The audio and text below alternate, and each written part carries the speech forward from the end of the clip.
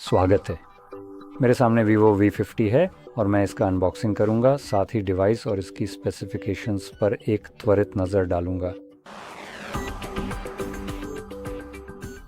तो सबसे पहले मैं इसे सावधानीपूर्वक खोलता हूं। ये इस बहुत ही अजीब तरह से पैक किए गए एल्यूमिनियम फॉयल में आता है।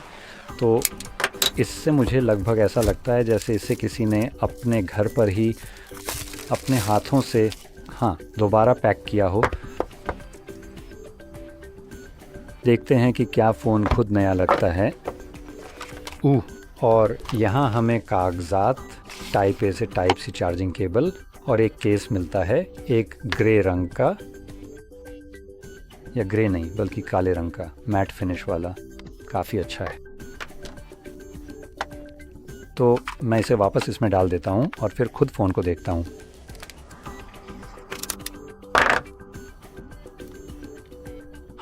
ये तो पक्का ऐसा लग रहा है जैसे इसे पहले ही खोला गया हो।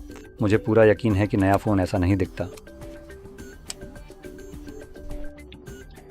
तो मैं बस ये बात बताना चाहता हूँ ताकि अगर कहीं कोई खरोंच वगैरह हो तो पता चल सके। तो खैर चलिए।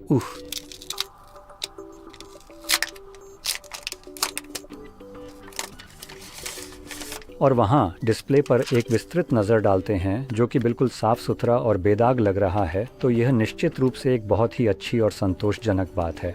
ठीक है, अब इसे बहुत सावधानी से एक तरफ रखते हैं और फिर इस शानदार और नए फ़ोन को धीरे से चालू करते हैं। अब तस्वीरों में कम से कम GSM अरीना पर, जहाँ से मैं यह सारी जानकारी प्राप्त कर रहा हूँ, यह फ़ोन खासकर गुलाबी रंग में थोड़ा फीका और सस्ता सा प्रतीत होता है।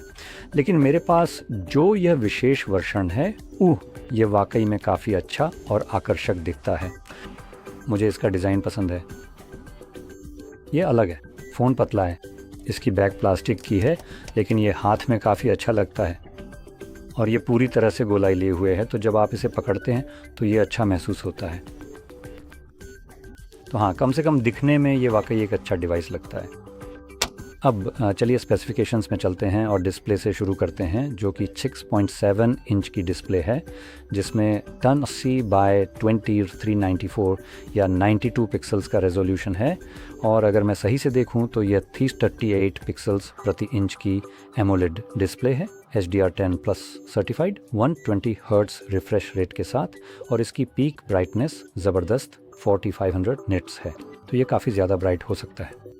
ये डायमंड शील्ड ग्लास से कवर किया गया है, चाहे उसका मतलब जो भी हो, और साथ ही इसमें पहले से लगा हुआ स्क्रीन प्रोटेक्टर भी है। इसके लिए धन्यवाद।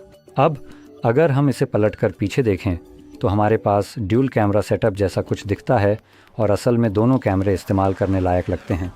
और ये दोनों वाकई में काम करते हैं। तो दोनों सेंसर 50 मेगापिक्सल के हैं। एक का अपर्चर f1.9 है और दूसरे का f2.0 है। तो 1.9 वाला वाइड एंगल लेंस है और 2.0 वाला 119 degree ultra wide angle lens है। और हम इसमें 4K तक 30 फ्रेम्स प्रति सेकंड पर और 1080p में भी 30 फ्रेम्स प्रति सेकंड तक वीडियो रिकॉर्ड कर सकते हैं। ये थोड़ा निराशाजनक है। और फिर सामने भी हमारे पास एक और 50 मेगापिक्सल सेंसर है, f2.0 अपर्चर वाइड सेंसर, और ये भी वही करता है 4K 30 और 1080p 30। तो रिकॉर्डिंग क्षमताओं के लिहाज से ये डिवाइस कर सकता है। नहीं, ये उम्मीदों पे खरा नहीं उतरता। मैं सच में चाहता हूँ कि फ़ोन 1080p 60 कर सकें। मतलब चलो यार, ये इतना मुश्किल भी नहीं है। अब 2025 आ गया है, लेकिन ये फ़ोन नहीं कर सकता। ठीक है, अब मैं ये बताना चाहता हूँ कि इसमें जो प्रोसेसर है, मुझे पूरा यकीन है, मुझे पूरी तरह विश्वास है कि यह 1080p 60 देने में सक्षम है। कोई दिक्कत नहीं। वीडियो रिकॉर्डिंग भी काफ़ी हद तक प्रोसेसर की क्षमताओं पर निर्भर करती है। तो ये डिवाइस जिसमें स्नैपड्रैगन 7 Gen 3 है, वह तो ये करने में सक्षम होना चाहिए। उस शक्तिशाली प्रोसेसर के अलावा हमारे पास इस छोटे से फ़ोन में 6000 मिली एम्पियर ऑनवर की एक बहुत ही ज़बरदस्त बैटरी भी है। मतलब इसकी मोटाई के हिसाब से ये काफ़ी प्रभावशाली है। ठीक, ध्यान देने वाली बात ये है कि ये जो मॉडल है ये S25 है, जो कि छोटा वाला वेरिएंट है, और आप स्पष्ट रूप से देख सकते हैं कि ये साफ़ तौर पर थोड़ा मोटा है और इसमें सिर्फ लगभग 4000 के आसपास की बैटरी है, कुछ उसी तरह। मुझे याद नहीं है कि ये बिल्कुल 4000 है या नहीं, लेकिन यह निश्चित रूप से इस वाले की 6000 से कम है। अब यहाँ इतनी बड़ी 6K बैटरी होने का कारण ये है कि इसमें सिलिकॉन कार्बन बैटरी टाइप का इस्तेमाल किया गया है, तो बैटरी का वही भौतिक आकार आपको ज़्यादा क्षमता देता है। तो उदाहरण के लिए इस फ़ोन में आमतौर पर 5000 की बैटरी होती, लेकिन अब इसमें 6000 है, तो ये काफ़ी अच्छा है।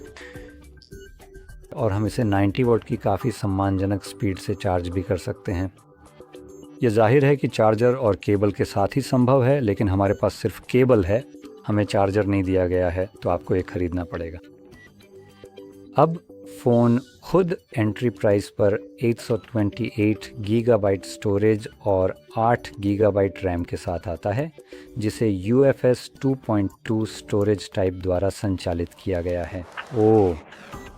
और ये 12 गीगाबाइट के साथ आधा टेराबाइट तक स्पेक किया जा सकता है, जो मेरे पास यहाँ है। फिर भी सिर्फ UFS 2.2 ही है।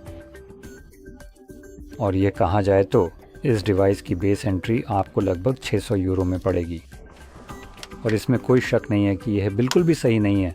तो खैर, ये दिलचस्प है। यहाँ एक टाइप सी प्लग दिया गया है ताकि उसमें कोई गंदगी ना जाए, लेकिन चलो, क्या तुम इसमें प्लग कर सकते हो? लो, ये तो हो ही गया। तो मैं इसे एक बार फिर से दोबारा अच्छी तरह से चेक करने वाला हूँ, क्योंकि इस चीज़ के लिए 600 यूरो की कीमत कुछ ज़्यादा ही लग रही है, ऐसा मुझे सच में महसूस हो रहा है। और हम ये स्पष्ट रूप से देख रहे हैं कि, जल्दी से देख लेते हैं। ओह, कमाल है, अच्छा लगता है, ये कीमत सही है, वाह। अब मैं ये बात आपको इसलिए बता रहा हूँ क्योंकि ये शानदार फ़ोन कुछ ही महीने पहले ही बाज़ार में आया था, तो मैं इसमें समय पर नहीं हूँ, लेकिन मैं ये महत्वपूर्ण बात आपको बताना चाहता हूँ कि ठीक इसी रिकॉर्डिंग के समय मुझे लगता है कि आज या फिर कल ही CMF फ़ोन 2 का आधिकारिक तौर पर प्रीमियर हुआ है। अब वह निश्चित रूप से कहीं अधिक बेहतर और नवीनतम विकल्प होगा। तो मैं इसे जल्दी से खोलने वाला हूँ। असल में इसका असली नाम CMF फ़ोन 2 Pro है, ऐसा लगता है। हाँ, तो इसकी कीमत लगभग 600 या करीब $600 है। CMF फ़ोन की कीमत $250 है, और आपको इसमें दुर्भाग्यवश छोटी बैटरी मिलती है, साथ ही छोटी चार्जिंग 30 वाट की है, अगर आप इसे कुर्बान कर सकते हैं।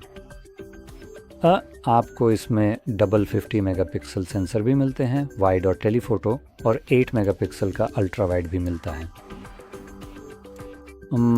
इसमें एक्सपेंडेबल स्टोरेज मिलती है, कुल 8 गीगाबाइट रैम मिलती है, और एक डायमेंसिटी 7300 प्रो प्रोसेसर है, जो यहाँ मौजूद प्रोसेसर के बराबर है, अगर थोड़ा तेज़ न भी हो, और वो भी इसकी आधी कीमत से भी कम में।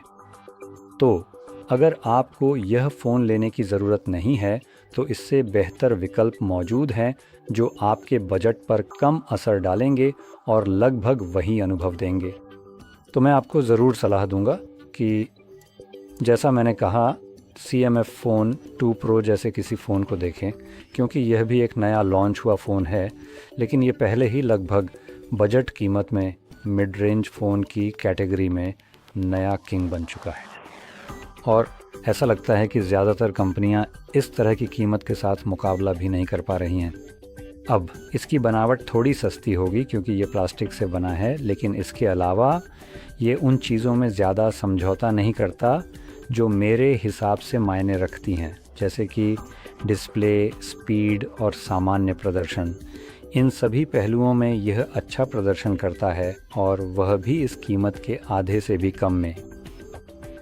तो मैं सलाह दूंगा कि आप इसकी बजाय उसे देखें। अब ये सब कहने के बाद उम्मीद है कि आपको ये बहुत मददगार लगा होगा, और अगर आपको ये पसंद आया हो तो लाइक और सब्सक्राइब करना ना भूलें, और देखने के लिए धन्यवाद।